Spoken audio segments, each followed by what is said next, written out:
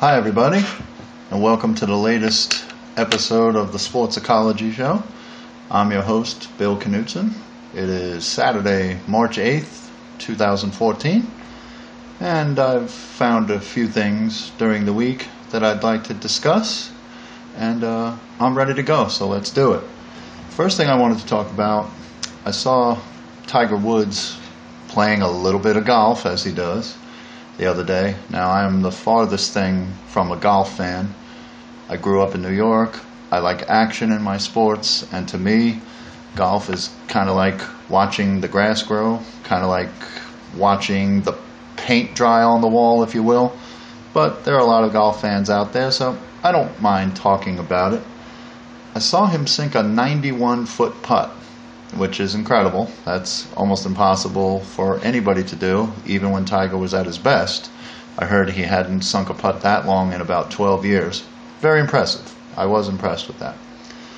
But talking about him, I said that night, that Thanksgiving night back in, I believe it was 2009. I may be wrong, but I think it was 2009. I said, when that incident happened, as great as he is, he will never win another major. Never. And I stand by that. 4.25 years later, here in March of 2014, I don't know what happened that night. He hasn't been nearly that great since. I know a few of the major tournaments, 3 or 4 of them maybe over the last 4 years. He's been in contention the last day, but down the stretch kind of faded. But there was something about that night. It took the greatness away from him. The fear that he used to instill in his opponents just when he would step onto the course, the other guys going against him were just intimidated. It was almost like they lost before it even started because they were so intimidated by him. And it seems like that incident, if not maybe a little before, but ever since that incident, that invincibility factor, that intimidation factor that he had just faded away. Nobody's really afraid to go against him anymore. They don't have that feeling, okay, we're going for second place because Tiger's going to win. Now there are a lot of guys out there that actually believe they're going to beat him, and he's not what he was. And I believe a lot of that had to do with all of the stuff that he went through with the infidelity and all the headaches, the media attention, all of the scrutiny that he got put through, and rightfully so. He brought this on himself, so I don't feel bad for him. But bottom line, I never did think he was going to catch Nicklaus, and I'm much more confident that he will never catch Jack Nicklaus because, again, even though he's 38 and you can play a long time in golf, I don't believe he'll ever win another major, so Jack Nicklaus is out. That's it. I just don't think he'll win another major, but time will tell. He has dominated at the Masters down here in Georgia, and it's coming up next month, so we'll see. But that's my prediction. It's on the air. It's said he will never win another major. All right, so moving on to something that really upset me the other night. Now, I don't know how many college basketball fans are out there, and this is smaller time college basketball, but it was all over the news, all over ESPN. That idiot that ran onto the court at the UC Santa Barbara Hawaii game, the idiot that ran on the court and went over and got in the face of the Hawaii coach. I don't know if it was during a timeout or the Hawaii coach was arguing a call. I'm not exactly sure what it was, but some moron jumped out of the stands, ran across the court, and got in the face of this Hawaii coach. Now, I'm not saying there should have been something violent done to this kid. I'm assuming he's a college kid because he had a T-shirt said class of 2014 on it, so I'm assuming he's from UC Santa Barbara, goes to that school. But I'm not saying, especially the coach, I'm not saying the coach should have laid him out. But you don't know what this kid's intentions were. He storms onto the field all angry, looked like he was looking for some kind of confrontation. So I wouldn't have blamed that coach, or especially one of the kids on the team, for just laying him out in protection of the coach. Now again, I'm not saying that they should have done that. I'm not saying that any kind of violence should happen, but you don't know what this kid's intentions were. He came on, looked like he was looking for trouble, was very angry. I don't know if he was liquored up, because a lot of stupidity seems to have liquor involved in it. I don't know. Now that I look back, I'm kind of glad. I guess I'm kind of glad that they showed the remarkable restraint that they did, because I'm not sure that I wouldn't have laid the kid out if I weren't, if I were that coach or one of the players standing there, because like I said, you don't know what this kid had in mind. And let me just say that because you have a ticket to a sporting event or a concert or whatever it might be, it does not give you the right to get involved in that game or in that concert or whatever. You are there as a fan to enjoy the show, to enjoy the game. The price of the ticket does not give you the right to interfere in any way. And of course, every event I've ever been to, they tell you before the game starts, you are not to interfere with things that go on the field or the stage or whatever it is. So I don't know what was up with this kid. I don't know if he's ever been in trouble before, if he has any mental issues. I don't know if he had too many beers. I really haven't heard anything yet. I'm sure we'll hear in the next days and weeks to come. I don't know. But he did get arrested, which was good. And they were talking about what kind of legal trouble he should be in. But also they were talking about whether he should be kicked out of the college. And if the t-shirt was right and he's going to graduate in 2014, that'll mean that he's going to graduate in 2 months. So some people were saying, well, you don't want to ruin his whole life for something stupid like that. But we have to stop people somehow from doing this, these sort of stupid things, these incredibly stupid things, because next time somebody might not be so lucky. People might get hurt next time.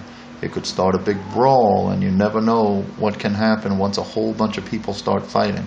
So I don't know what the punishment is, legal or with the college, but there has to be a severe punishment for this moron, because we need to stop people from doing this, because, like I said, we don't know what somebody might do when they storm the court. If they're looking to hurt somebody or just looking to get their 15 seconds of fame in a stupid way. But the college and or the law has to do something to this kid and let it be known the severity of the punishment, to stop any other idiot that might be thinking of trying to get their fame in this way. Get them to think twice, because they'll either get kicked out of college or worse. Me personally, I think he should do some jail time. Or if not jail time, make him do some community service. Make him help, in the Santa Barbara area in some way.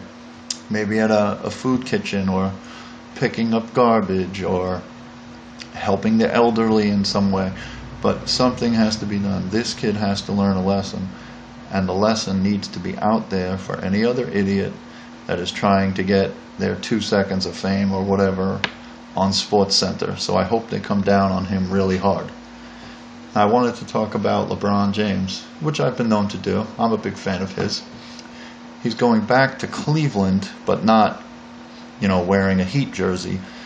He's going back for his former teammate, Zydrunas Ilgauskas. His former teammate, Big Z as they call him, is getting his number retired. I believe it's tonight. And LeBron is going to be there, and rightfully so. Good friend of his. You should be there for that. I'm hoping that the Cleveland fans will show some respect and some class and not boo LeBron James or anything like that, because tonight is not about LeBron. It's about Ilgauskas, his family and his friends and things like that. It's like, I never understood why they reacted the way they did when LeBron James left for Miami. Now, granted, I didn't like the big announcement on ESPN. I didn't like the way he really handled that. I don't have a problem with him leaving, but I didn't like exactly the way he went about it. But if you think about it, before LeBron James got there, in 2003, where was Cleveland Cavaliers basketball? It was absolutely in the toilet. They were the doormats, or at least one of the doormats of the NBA for at least 15 years, since the Jordan era, when Jordan used to kill the Cavaliers in the playoffs every year. So it was at least 15 years of them doing almost nothing.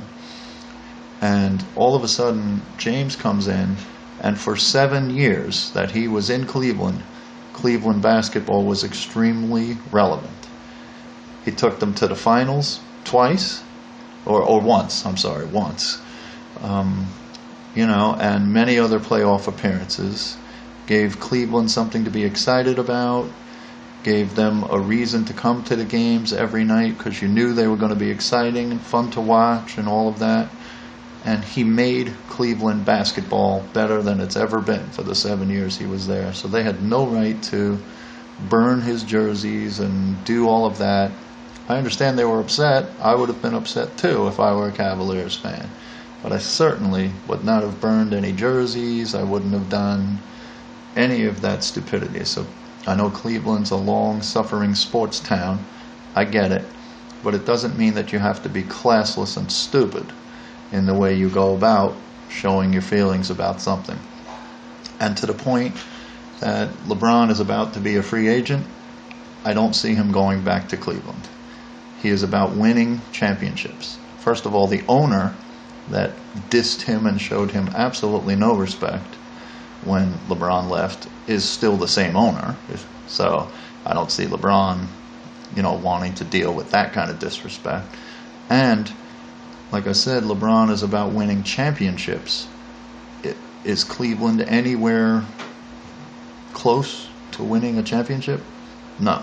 They have one nice little piece. Kyrie Irving is a nice piece. He's a good player.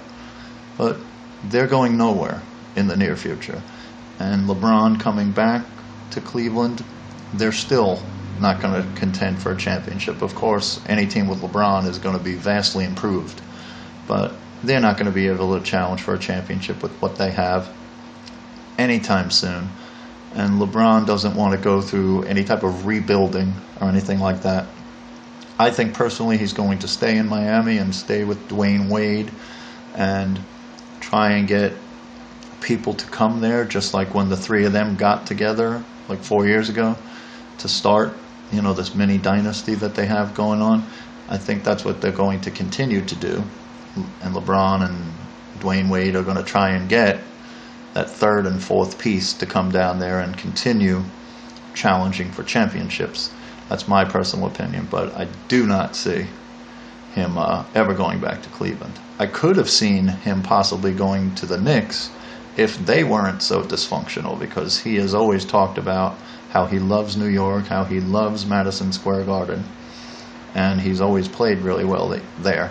But if I were him, I wouldn't go within 100 miles of the Knicks, and he won't, because they have nothing going on there. The ownership is a mess, everything, and I'm a Knicks fan, so I say that with a heavy heart, but they have absolutely nothing going for them. So personally, I think he's going to stay in Miami, but if he leaves Miami, it'll be going somewhere where he thinks he can win a title immediately, not 4 or 5 years down the line, because he's not about that. He's about winning titles.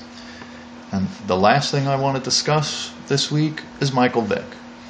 And now that I have lived for 14 years in the Atlanta area, I realize how big that Michael Vick was when he was a Falcon and how he screwed everything up. But he's redeemed himself. He's turned into a really good guy, always saying and doing the right things ever since he got out of prison. So I guess he learned a very hard lesson about how stupid he was. But I'm trying to figure out, now that he's a free agent, the possible teams that he could go to and, my opinion on whether he'll go to those teams or not. So here's a few that come, right off the top of my head. The Minnesota Vikings. And Adrian Peterson the last couple of days has been, out in public saying, yeah, he should come here. We want him. We'll be a playoff team as soon as he gets here. I'm not sure about that. I still think that Michael Vick has some football left in him, And certainly he has never had a running back anywhere near the quality of Adrian Peterson to take the load off the quarterback, to take the load off of Michael Vick, so to speak. But Vick is about to turn 34. He's only played an entire season once in his career. He's very injury prone, and the last few years he's been very turnover prone. And also the Vikings just re-signed Castle, so I'm assuming that Castle's going to be the guy for now, and maybe they'll look for a quarterback in the draft. I don't know if they'll look for him in the first round, but I think they might go quarterback and see if they can develop one and keep Castle until they have somebody.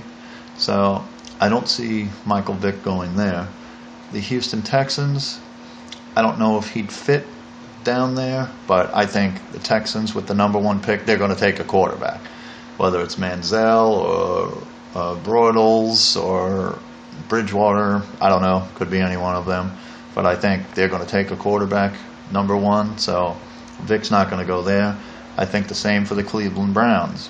I'm hearing that if Manziel's available at number 4 with Cleveland picks, that they're going to take him. But I believe Cleveland is going to take a quarterback, so I don't think Vick will fit there. Jacksonville, they haven't had a quarterback in a while, anybody decent. And I always thought they should have gotten Tim Tebow when he was available, just for the fact that they would sell out their stadium and sell jerseys and have some excitement, because they're struggling to get people to come to their games. Obviously with Tebow at quarterback, I'm not saying they would have won a lot more games. They probably wouldn't have, but there would have been excitement there. They would have been selling out that stadium. And look at the quarterbacks that they have had. They've been absolutely terrible the last 4 or 5 years. Tebow would have been an improvement, and certainly would have been an improvement in terms of excitement, jersey sales, concessions, tickets sold.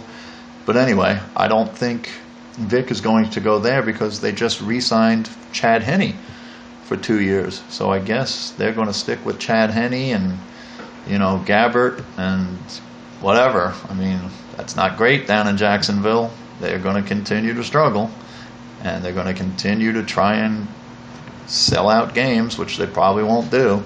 And I wouldn't be surprised in the next few years if there's no longer a team in Jacksonville and maybe there's one out in Los Angeles, because Los Angeles is the second biggest market behind New York in this country, and the NFL should be there in the second biggest market.